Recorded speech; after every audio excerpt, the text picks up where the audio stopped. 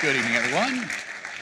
It's great to be here. For those of you who received notifications of flooding, the water won't be at any alarming level by the end of the program. The basement is filled, but we expect that you'll remain mostly dry during this evening, and you shouldn't expect to do anything, although you will need a boat to get home. That's what I understand. And we're going to talk tonight about this book with the incredibly humble, self-deprecating title, To Explain the World. But then he's a Nobel Prize-winning physicist. He can do that sort of thing. I certainly cannot. But hopefully the takeaway from tonight, if I may evoke my own radio show, will give us a lot more to think about than simply the content of this book, because Steven Weinberg, as you know, is a remarkable commentator on our times and the times that he has lived in, through a scientific lens, to be sure. But there is almost no intellectual living today who has the understanding and I think the sensitive appreciation of what we are going through in these times and what we have gone through in his lifetime. And this book is a remarkable effort to compare that transformation of our time with the transformations that have occurred in earlier times that resulted in the scientific revolution and the scientific language that we all are understanding more and better today, largely in part to his books and events like the World Science Festival. So let me begin with an introduction, a formal introduction. Steven Weinberg is a professor of physics and astronomy at the University of Texas, Austin, is founding director of the Theory Group in the College of Natural Sciences there. He is the winner of the 1979 Nobel Prize in Physics, the National Medal of Science. He holds the Josie Regenthal Chair in Science at the University of Texas at Austin. Please welcome Dr. Steven Weinberg. Thank you, Jim. Sure. Well, I hope you were saying nice things about the book. I definitely was, and we'll have more nice things to say about the book, so they didn't have very many nice things to say about poor Aristotle. We'll get to that in a moment. Tell me the great story, since we are having such inclement weather, and since it bears reminding. I think a lot of people here think of you as maybe a New Yorker, but you've been in Texas for quite some time. There's been some bad weather down there. You lost a tree in your neighborhood, and the cops were knocking on your door this week. Can you tell me that story? We had a tree that fell down and blocked the roadway, and because of the terrible flooding taking place. The root ball just came out of the ground, and I called the police, and they came to the door and said, "Can we borrow your chainsaw?" Making an assumption there that really wasn't correct. So I said, well, we don't get into chainsaws. And they said, all right, we'll go up and down the street and borrow a chainsaw. And they actually did. One of our neighbors was into chainsaws, and they hacked up the tree. And now you can drive along Matthews Drive without obstacle. Again, so it has a happy ending. I'm not a scientist, but is it conceivable that from some random occurrence, the police found the one person in your neighborhood, perhaps even in the city of Austin, who had no chainsaw? This is the state of Texas. You've heard of the Texas Chainsaw Massacre. Yes. Yeah. But I have other amusements. Yes. Thank you for that. I want to begin with something that's more in the current events domain. Not that I have any reason to shy away from science, and we'll get deep down into some of the nitty-gritty issues that come up in this book. But really, I think of this book as a narrative on some level of the extent to which civilization, in the period of time that you survey, has slipped in and out of a period where science or intellectual thought seemed to be on the ascendant in competition with other modes of thought, religious typically, mythological in other ways, and then was on the descendants. And you describe very much what happened in the beginning of Christianity, how we entered the Middle Ages, how the Arabs in Baghdad maintained their level of science through the Middle Ages, when in Europe that was definitely not the case. And then I'm wondering how you would characterize our day now in terms of that give and take between various modes of thought and the extent to which we are likely to make progress in this century, commensurate with the progress that's been made over the last 100 years? Well, I'm rather frightened about that. I gave a talk at the World Science Festival a few years ago called The Crisis of Big Science, fearing that science had reached a point where we really have to build these enormous accelerators and observatories in space. We've answered the questions that can be answered with string and sealing wax, in Lord Rutherford's famous phrase. And society may be giving up on us. We saw the cancellation of a great project to build a large elementary particle accelerator in the United States. Incidentally, it was in Texas, but I was for it before that site was chosen. And we felt, well, you know, America, which had been at the forefront of this kind of really fundamental scientific research, was now surrendering that position. Fortunately, physicists in Europe picked up the torch, and we've seen great discoveries made at the Large Hadron Collider in Geneva. But it's possible that it's coming to an end, and that just as in the scientific revolution, scientists look back over the Middle Age, back to Hellenistic Greece, some 2,000 years earlier, perhaps our descendants will look back to the 20th century as a golden age, which began to peter out in the 21st. Well, as you can imagine, I hope that's not true. And I don't know that it is true, but I fear it may be.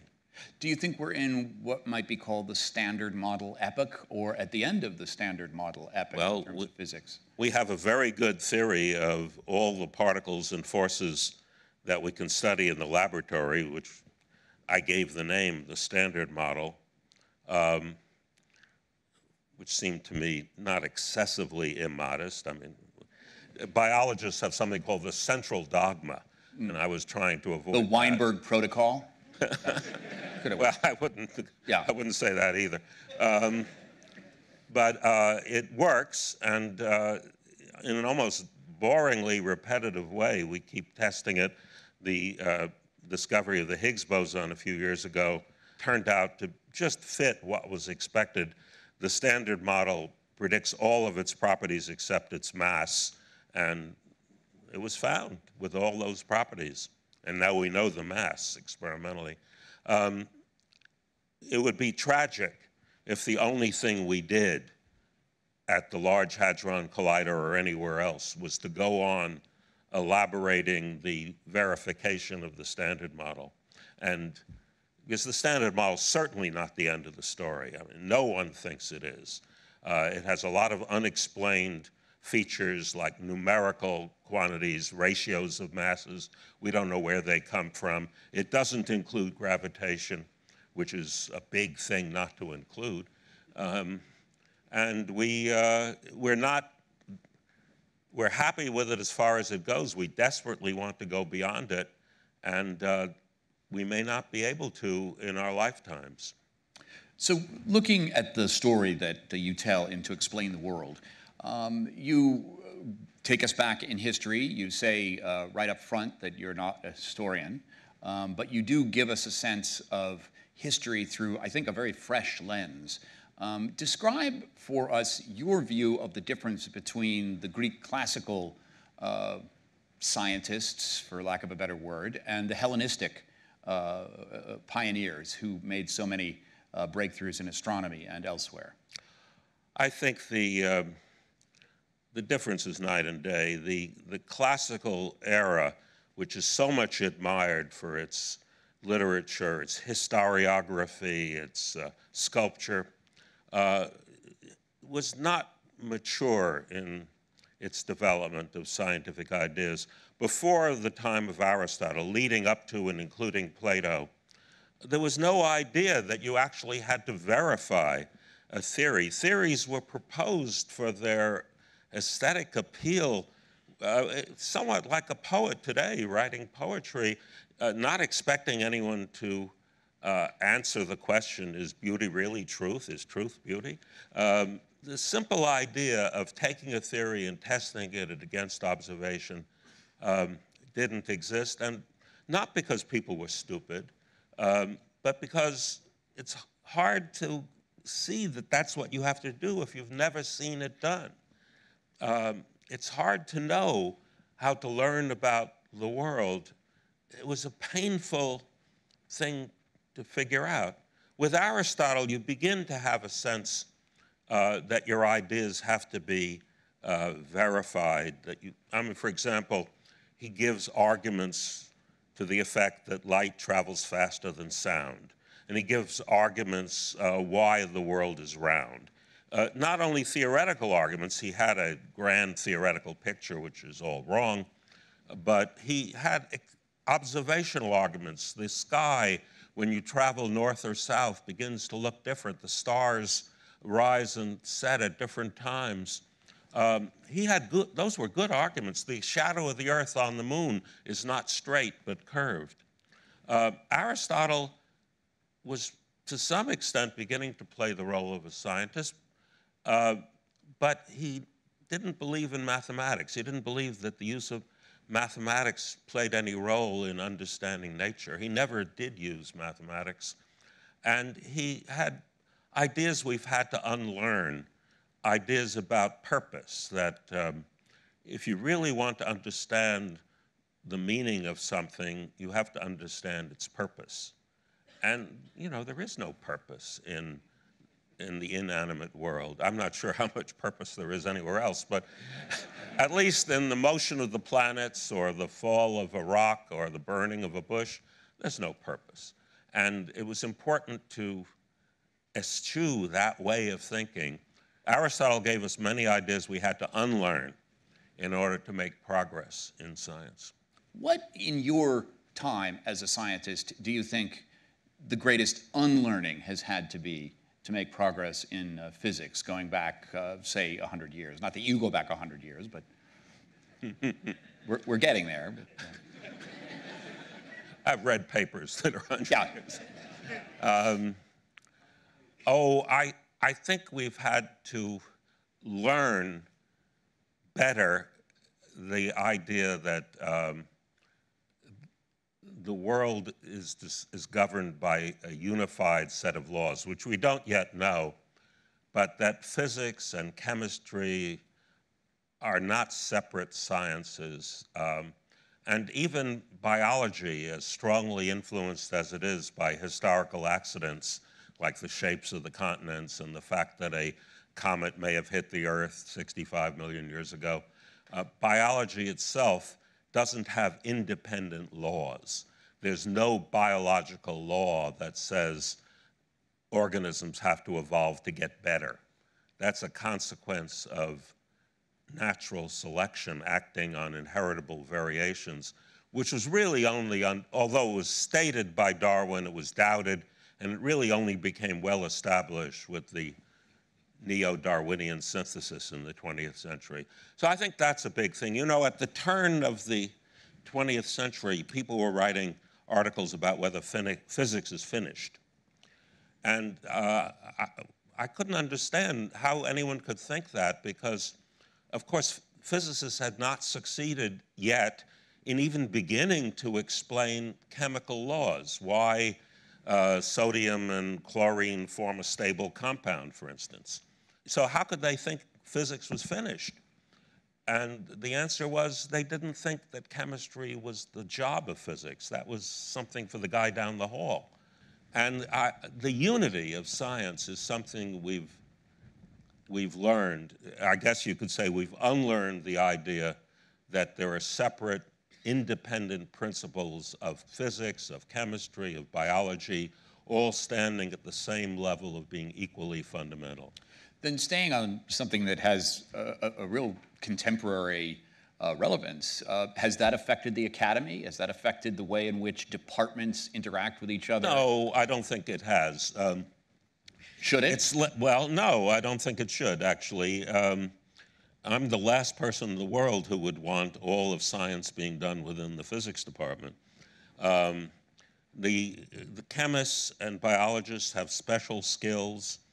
They're interested, and they should be interested in nature at a higher level of organization. I mean, for example, if a meteorologist tried to understand a thunderstorm by following the motion of every atom of air and had an enormous computer full of data, in there, where would you see the thunderstorm?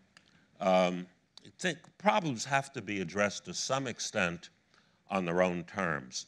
And when I talk about unification, all I mean is that there are no independent principles of meteorology.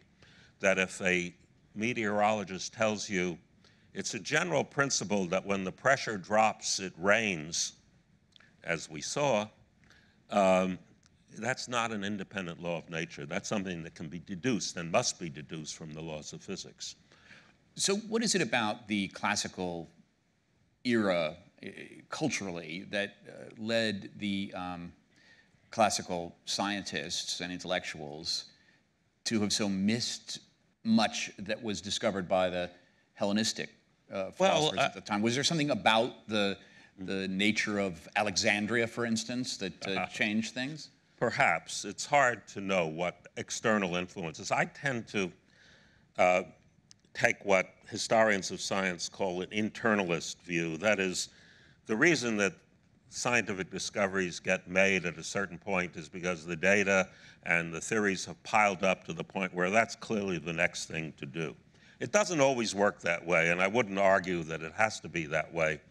But I'm skeptical of people. For example, Robert Merton, great professor of sociology at Columbia, argued that it was the Protestant Revolution that led to the great flowering of science in England in the 17th century.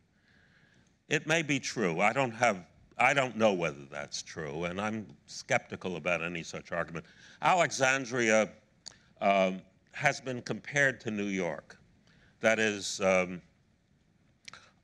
when the Greek world was really shattered by the conquests of Alexander the Great, a lot of refugees left Athens and the Greek mainland, but especially Athens, and fled to Alexandria, where they were getting jobs that were supported by the government. And some of them went back, in fact, but their prestige depended on what they had been at the Lyceum or the Academy, the great schools in Athens. Very much like what happened in America following the troubles in Europe in the 20th century. So perhaps that has something to do with the growth of Alexandria. But you asked whether or not there was something about the Hellenic spirit that held back the advance of science, apart from simply the fact that they were earlier and therefore hadn't gotten to the point the Hellenistics had. And I think there was one thing, and that was snobbery. They were terrible intellectual snobs. They proposed far-reaching theories. Parmenides, for example, proposed the theory that, in fact, nothing ever changes. Change is an illusion. Well, there's an obvious question, then. Why do things seem to appear to change? For Parmenides, that wasn't an interesting question. The appearance of things is something, common people have to worry about. Philosophers only think about the essence of things. And that snobbery, I think, in a way, freed the Greeks of Athens from having to think seriously about the verification of their theories. And for Aristotle, there was the distinction between the artificial and the natural, that you can propose theories about how things naturally move. Earth and water naturally move toward the center of the earth. Fire and air naturally move upward away from the center of the earth. And then there's the question of what happens if you fire a cannonball off at a horizontal direction. And he wasn't interested. That was artificial. That was an artificial circumstance. That's why Aristotle never considered experiment, because experiment was interfering with the natural order, and who cared what happened when you did an experiment? Was there something about the Alexandrians and the commercial nature of Alexandrian society that required people to use, for instance, arithmetic and maybe stumble onto algebra and use symbols that would accomplish some practical things that needed to be done to make that society work? Not a lot of the science was not done with practical applications in mind. For example, a great, I would call him a physicist, although I wouldn't call anyone in Athens a physicist, but the great physicist Hero of Alexandria worked out the rule for how light is reflected by a mirror, that the angle of it coming in is equal to the angle going out.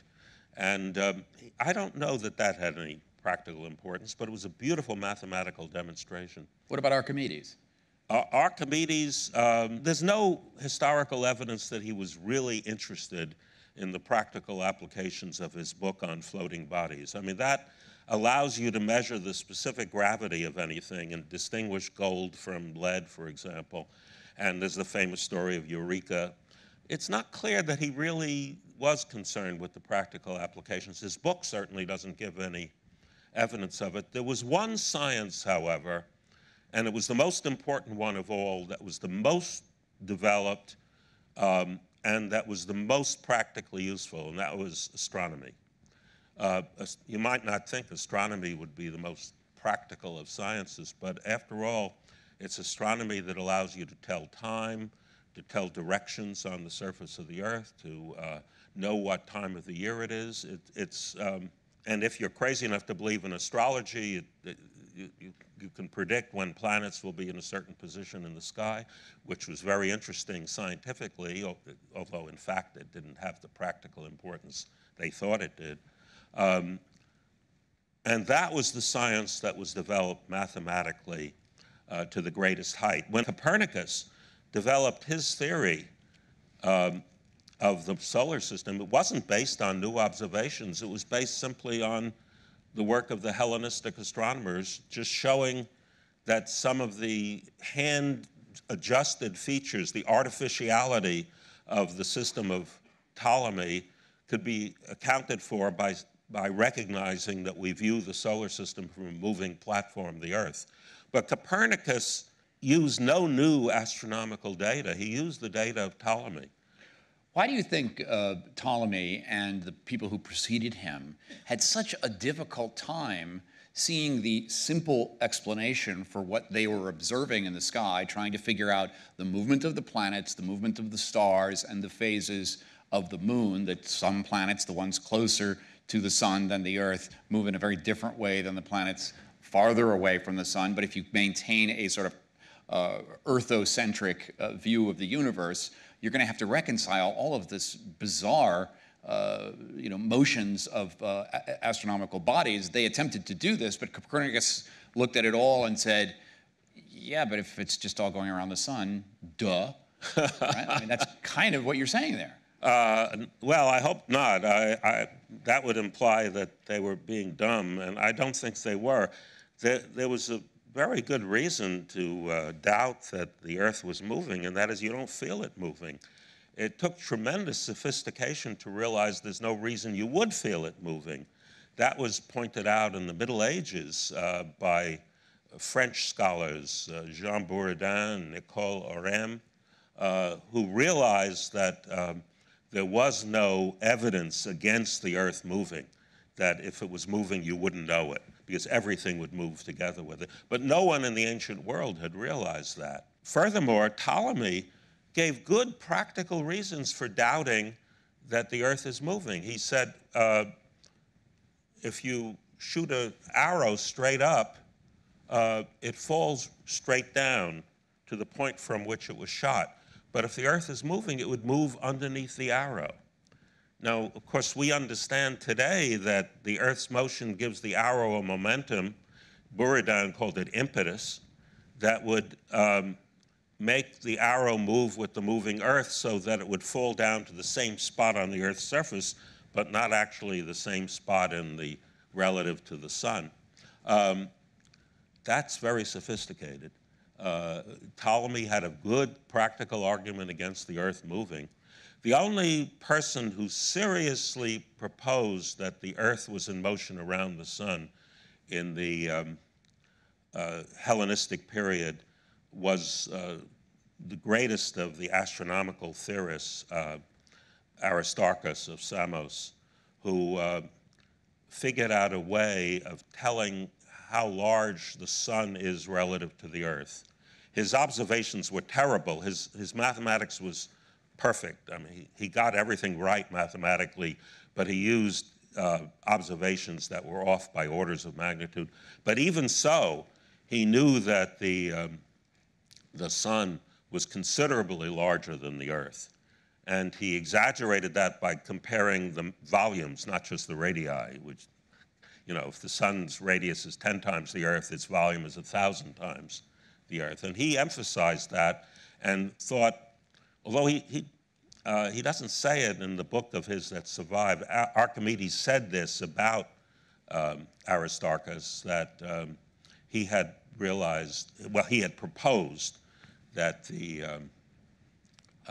Earth moves around the sun. He didn't propose the Earth rotates, which is even more important because it explains the whole daily progression of the sun and the moon and the stars around the Earth. He didn't propose that, but he did propose that the Earth is in orbit around the sun. But nobody picked that up. And when I visited the island of Samos in 2005, where he had come from, I found that all the bars and, well, not all, but a lot of bars and restaurants on the island were named after Pythagoras, who would also come from Samos, but none for Aristarchus, a much greater figure. Pythagoras, who gives us virtually nothing in terms of what... Well, Pythagoras himself, we don't know. I mean, the history of the Pythagorean cult is really obscure. In fact, writing anything about the pre-Socratic era, you're just guessing. There's no one before Plato had writings that really survived except as fragments. What do you think the bar naming theory on Samos indicates in terms of... Pythagoras was a kind of magical figure. He formed a cult, not on Samos, but in southern Italy, in the city of Croton.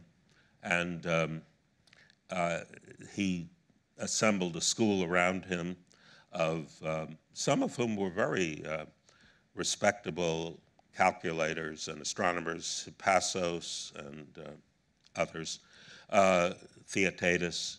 He became a figure of myth. Plato wrote about Pythagoras. Somehow or other, Aristarchus's work was the work of a solitary theorist, but much more impressive, I think, than anything Pythagoras did. Well, you know, it's possible this book will, you know, get him a bar or two. It's about time. It's possible. One of the things you do to give a sense of the flavor once we get to the Copernicus era of how much what was previously thought seemed to be absurd or had missed something that had become suddenly obvious with the Copernicus is this line from Kepler's Astronomia Nova, the paragraph that begins with advice for idiots. Is that translation? Well, that's not my translation, but that's the translation. That's there. So it's translated that's from really the German. there. You have it in italics. I thought to myself, did he put that in, or is that Kepler? No. It's from the standard translation from the German. So Kepler says, but whoever is too stupid to understand astronomical science or too weak to believe Copernicus without it affecting his faith, I would advise him that having dismissed astronomical studies and having damned whatever philosophical studies he pleases, he mind his own business and betake himself home to scratch in his own dirt patch. Yeah, there are not a lot of Nobel speeches that begin that way. That's for sure. Well, yeah, I couldn't not quote that, of course. I quote a lot of Gibbon, who a little bit more temperate in his language, but equally acid. But you notice the line in Kepler that he said, whoever is too weak to follow Copernicus without it affecting his own faith. That was such an issue then that following Copernicus would weaken faith. It was first a problem in the Protestant churches.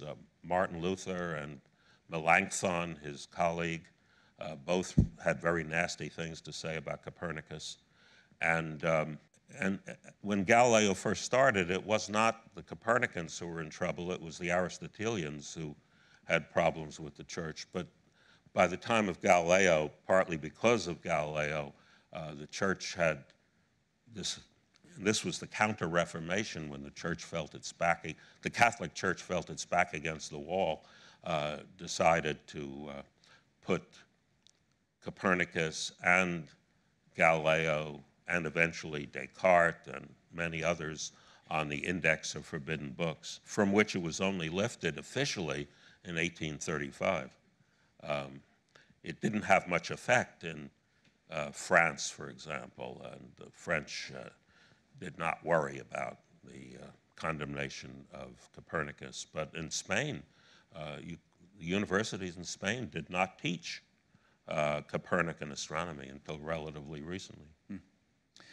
So before we leap ahead to Galileo and then eventually Newton and some of the phenomena that really create the experimental method that is now the milieu that we're living in scientifically, who do you most admire of that period of time that you so deeply explore in this book? Whose heroic leaps of intellectual effort, whose took a risk against the prevailing view of things, those kinds of impulses? Well, which period are you referring to? Any of them, just all together. Oh, all of them. Well, so many of them did break loose from what had generally been accepted.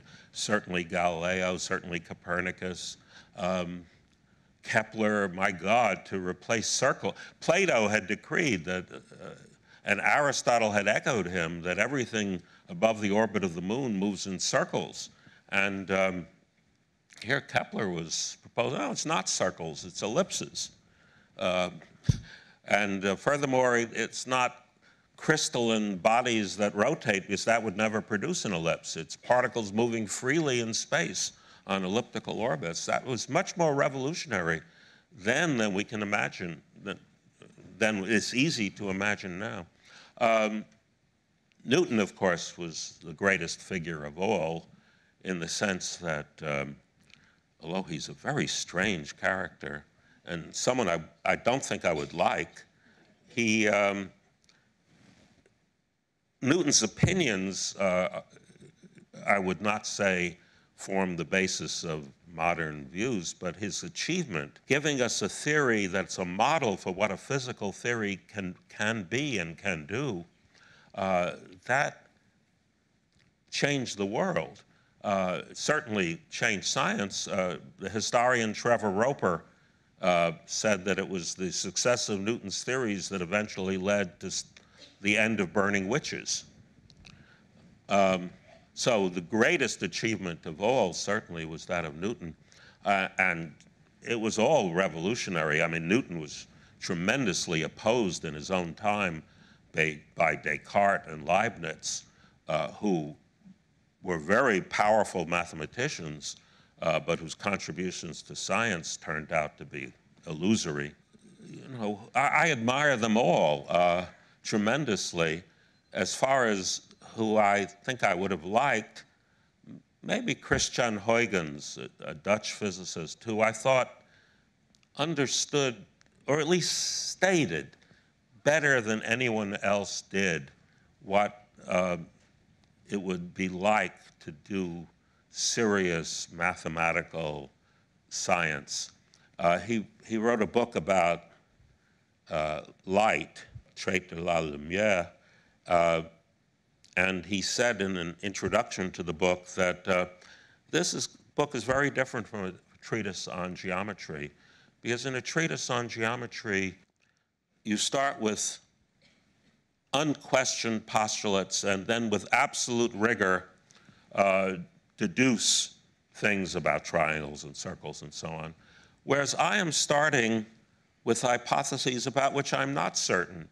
And the deducing consequence consequences, and the truth of the hypotheses will depend on the success of the consequences in comparison with nature. I mean, I think to most people that would say, sure, that's the way science is done. No one had understood that. Again and again, you find scientific works, whether it's Archimedes or Galileo, writing scientific textbooks as if they were textbooks of mathematics. Well, they must have understood what Huygens said as a practical matter, but Huygens said it explicitly in such a beautiful way. And of course, he was a great polymath, as they all were then. I mean, he discovered the rings of Saturn, he invented the pendulum clock, he figured out the formula for centrifugal force, which was used by Newton. Truly great scientist, but in those days, who wasn't? There were a few, so Huygens is your dude. Yeah, I think he's the one I would have liked. I don't think I'd have liked Newton. Newton was vengeful and devious. He convened committees, chose the members of them carefully so that they would support his priority in the invention of calculus over Leibniz, and then wrote reviews of the works of the committee, which were published anonymously, although they were by Newton. And he was a lifelong enemy of Hooke, and only returned to the Royal Society when Hooke was dead. He was also peculiar in other ways. He never traveled outside a narrow track in England from Huntingdonshire to Cambridgeshire and London. He never looked at the sea. He never had close relations with any woman, including his own mother. But that wasn't his fault. His mother really abandoned him. And his father died when she was pregnant, so he never knew his father. But he had apparently no personal relations at all, certainly none with women.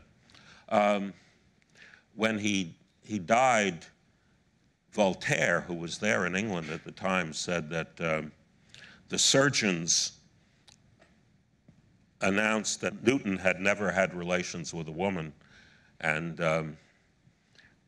I commented that it's not clear how the surgeon could have known that. That's lost to science, how the surgeon might have known that, yes. If he'd written it down, maybe there would have been some revelation there. So what do you think of the contribution of the scientists in Baghdad and the Arabs? Well, this goes back to a question you asked earlier about the ups and downs. When the Roman Empire crumbled in the West, it continued in Byzantium for another 1,000 years, and no science was done. I have never heard of any advance made by a Byzantine scientist. Possibly there were. I don't know everything, but they certainly weren't impressive. Gibbon attributes this to the rise of Christianity and the decline of paganism, that Christianity was a much more all-embracing faith than pagan faiths. And according to Gibbon, the Byzantines felt that an interest in nature was the surest sign of an unbelieving mind. Well, something like that happened then in Islam. When science disappeared in the West, it was picked up in the East, particularly in the Caliphate of the Abbasids, whose capital was Baghdad, although it really spread tremendously into Central Asia and Afghanistan, and then into Spain. You have throughout the whole Islamic world all writing in Arabic, so I call it Arab civilization, but they were Persians and Jews and Turks and Kurds, as well as Arabs, doing really not just continuing the tradition of the Greeks, but really doing brilliant new things of their own. When I write in the book about Descartes' explanation of the rainbow, I learned, to my surprise, that although not quantitatively the way Descartes did, the understanding of what makes a rainbow goes back to these Arabs. But then it began to peter out, and after about 1100, the great names of Arab science no longer appear. I mean, great names like Al-Razi and Ibn Sina, Omar Khayyam, Al-Biruni, Al-Battani, they're not there anymore. Some science continues to be done, but it dwindles out. The Arabs go on, or excuse me, the Muslims go on building observatories, but even after the advent of telescopes in the West, they don't use telescopes because they're not interested in science. They're interested in building observatories to improve their calendars and to determine the Qibla, the direction to Mecca. Science is definitely, in my view, although it's very controversial, and you get your head taken off saying this to the wrong people, science really began a decline in the world of Islam. And certainly when the scientific revolution came, although to some extent based on Arab work, Tycho Brahe, Copernicus quoted half a dozen Arab astronomers. It's all in the West, it's all in Europe. And again, is that religion? I don't know. There is a great anti-scientific figure, Abu Hamid al-Ghazali, who worked in Baghdad around 1100 and wrote a book called The Incoherence of the Philosophers, which is a polemic against science. He was very influential, but to what extent Islam in general or al-Ghazali in particular led to the decline of science in the Arab world, I just don't know. It may be that civilizations lose steam. Maybe we're losing steam.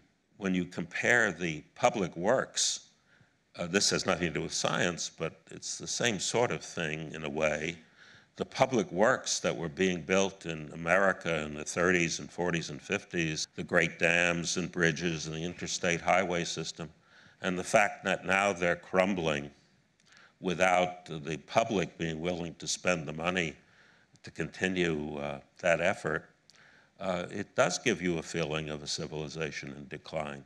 What was the steam like that you experienced at Berkeley, for instance, in the scientific communities that you've been a part of? You mentioned backstage how much you loved the automat when you were growing up here in New York. What would you characterize as that era of time that seems to be slipping from us? I'm not going to trace my scientific work to the baked beans at the automat. Damn. I grew up in a modest family. I was the first to go to college, and we had no connections in the great outer world. I found, to my amazement, teaching myself some physics and mathematics in high school, that you could do powerful things with this intellectual apparatus. I remember calculating the shape of the cables that hold up a suspension bridge. It's a catenary, and deriving the equation for a catenary. Which bridge? Any suspension bridge with uniform loading. I thought, wow, I'm not building a bridge, but I can see why it takes the shape it does. And that sense of the power of mathematical reasoning was intoxicating. And of course, calculating the shape of a suspension bridge cables was nothing new, and there was nothing I could publish about it. But I loved the intellectual power, and then eventually found I could do something myself. It took me a long time, actually. I wasn't at all precocious.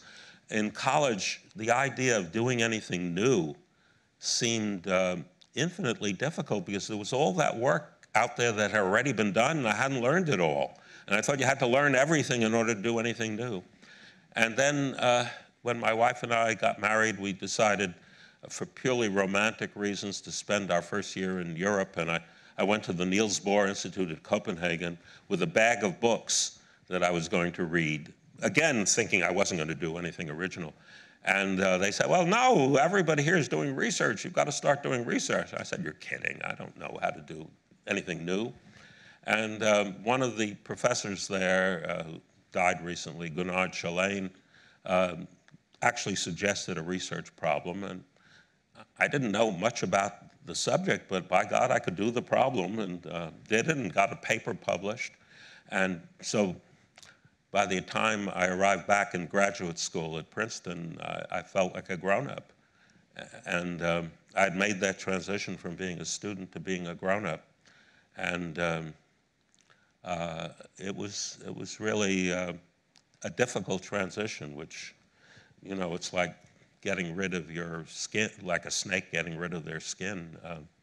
But it's gone pretty well since then. Yeah, yeah. You mentioned that you went to Copenhagen on a romantic impulse with your bride. Yeah. Yeah. What was it like to come home and say, I did something new? Well, it felt very nice at Princeton, where I was finishing up and getting my PhD. I felt that all the other students were kids and I was grown up.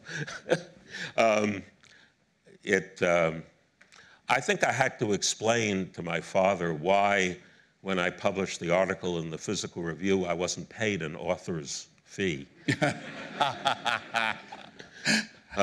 He was a little disappointed about that. Yeah. You grew up in the Bronx, right? Yeah. Yeah, right. That makes sense. In the shadow of the stadium. He'd want to know. As you moved forward on this edge of science suddenly, as a grown-up, what was it like, the chemistry of interacting with other people who were doing original work? Were you a solitary researcher and problem solver? I've always been pretty solitary. I've written some papers, not the most significant, with collaborators. I like to publish in alphabetical order to avoid arguments about who did what. And so I was delighted once to write a paper with Ed Witten.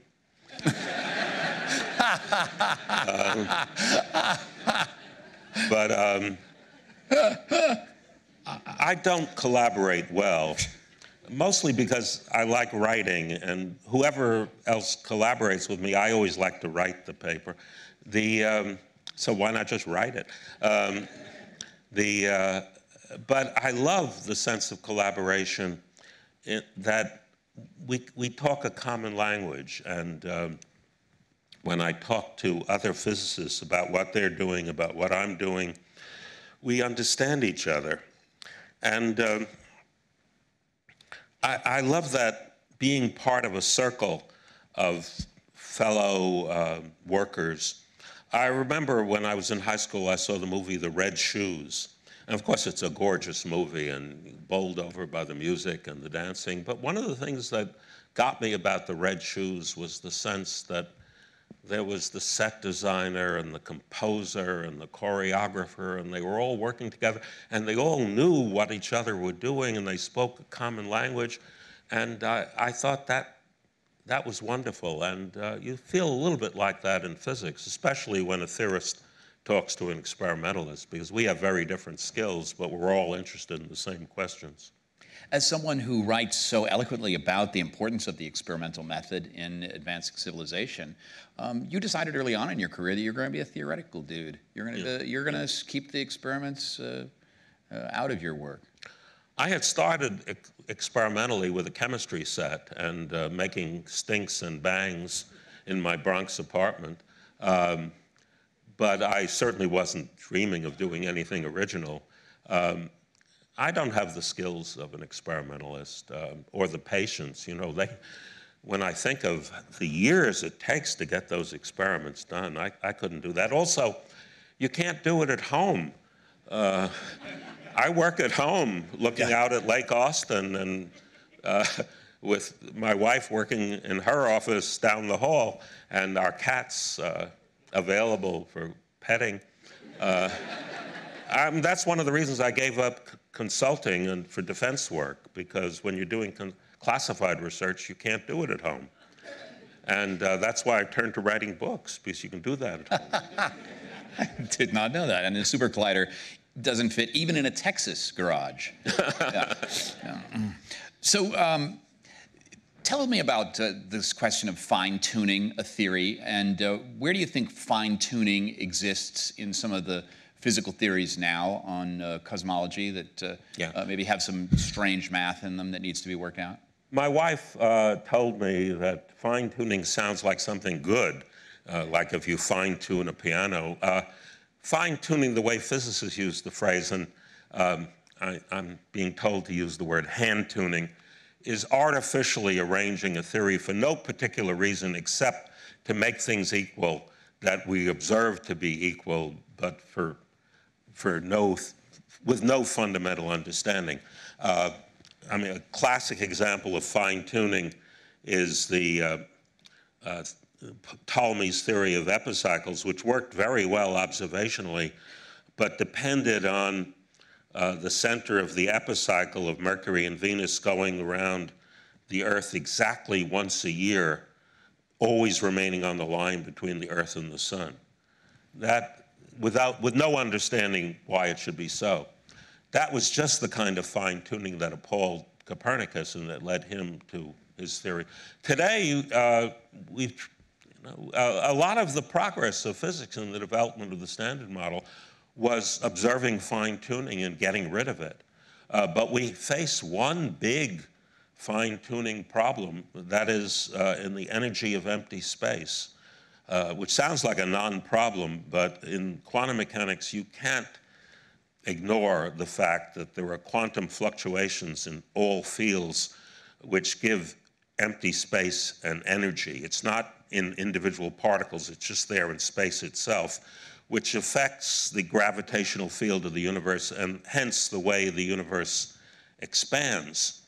And you can calculate some contributions to this energy and not others. And the contributions you can calculate turn out to be larger than the observed value by a 1 followed by 56 zeros.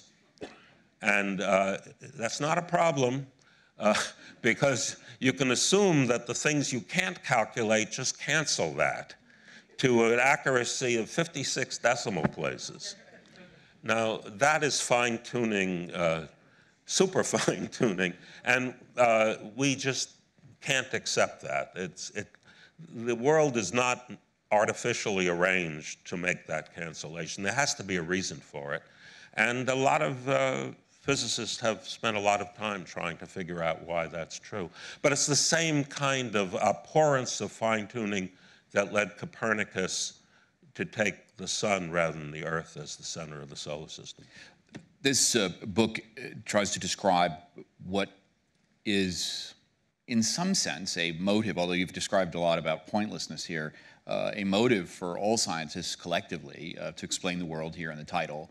I wonder if you could give me a story of your experience with a student where you jogged that student onto a path that brought him or her into sort of into the tent, so to speak, basically reminded them of something, whether it's do something new, whether it's learn from my example, that would reflect some of the mentorship that you describe in this book here. I mean, I don't want to compare you to, you know, Plato mentoring Aristotle. That might be a little bit self-conscious. I mean, we don't want to do that. But I mean, in a sense, you're not far from that relationship with some of your students. Well, gee, I really hate to disappoint you. I've had, over the years, my share of graduate students who I've worked with closely, and some of them have turned out to be world beaters. I'm just terribly proud of having been their professor, and others have just disappeared, and I don't know what happened to them. They didn't make a career in scientific research. And I would say that the ones that were successful in ways that I had nothing to do with. For example, one of the leading experts now in the effort to make quantum computers is John Preskill. And he worked with me on the quantum theory of fields, a very different subject, and did very nice work, but has nothing to do with his great success. And even working on the quantum theory of fields, he was self-propelled. I had very little to do with his success. And that was kind of typical for me. There may be, well, undoubtedly there are great mentors. Enrico Fermi was famous as being very important for his students. Julian Schwinger, who I succeeded at Harvard, had a great number of very successful students who owe a lot to Julian, according to them. I've had some very successful students, but they owe very little to me. You say that part of the development of science was removing the shackles of having to believe that something had a purpose or that it had some sort of original intent that might be divinely inspired or otherwise. The impulse to explain the world comes from something in humans called consciousness. There's no particular reason why humans would need to or want to explain the world necessarily. Is there a purpose to consciousness? Is consciousness pointless?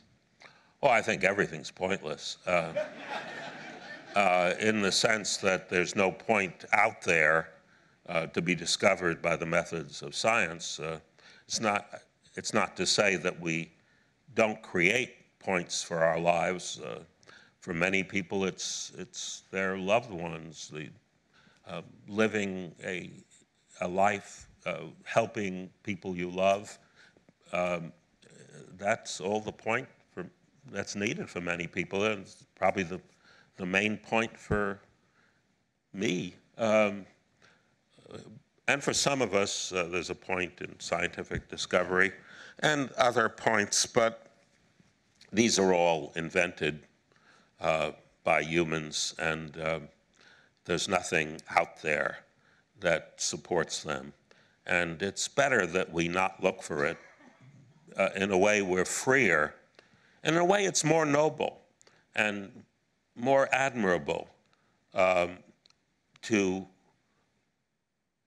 give point to our lives ourselves rather than to accept it from some external source. I would say, very well said. Yeah, stick with the writing, I'd say. Yeah, definitely. But so give up the day job. My final question, the other thing that you talk about here is the importance of science creating observational mathematical rules and formula, whatever you want to call them, that represent a kind of absolute truth, that regardless of what else is going on, this is true whether we're here or not in the universe, that sort of thing. You're working on quantum mechanics again, you say, at least in some of your recent interviews, in the papers that you're working on now, into your 80s, and aside from that being applauded for its own sake. Do you worry that, or not worry, I guess, is it wrong of me to say that something about the phenomenon of superposition, the idea that there are transitional states in quantum mechanics where a kind of wild card enters the deck suddenly, that puts a new dimension on our notion of absolute truth in the sense of the physics up until now, that there's a kind of wild card in the deck that we're exploring? Well, I wouldn't say that about truth, but I would say that about reality. That is that we have a notion of reality which involves things being local. You know, if I press the table, it'll move, but the fact that someone down the hall is turning a light switch on is not going to make the table move. These ideas of local reality have had to be modified because of quantum mechanics. We can, the fact that we measure the spin of a particle at can affect what the wave function of the particle is miles away instantaneously. Although it doesn't allow you to send a signal, it does change the wave function. It's very strange and not entirely satisfactory. I've just finished working on the second edition of my own book on quantum mechanics, and it has a section on these interpretations of quantum mechanics. This is a technical treatise, not a popular book. And I say at the end of the section that my conclusion is that there is no thoroughly satisfactory interpretation of quantum mechanics. Many people would disagree with this because they have interpretations that they regard as satisfactory, but different physicists have different interpretations. And I don't find any of them satisfactory. Please join me in thanking Dr. Weinberg. Thanks also to the New York Historical Society. Thanks, of course, to the World Science Festival. And a book signing will commence as soon as Dr. Weinberg makes his way to the front lobby. Thank you so much.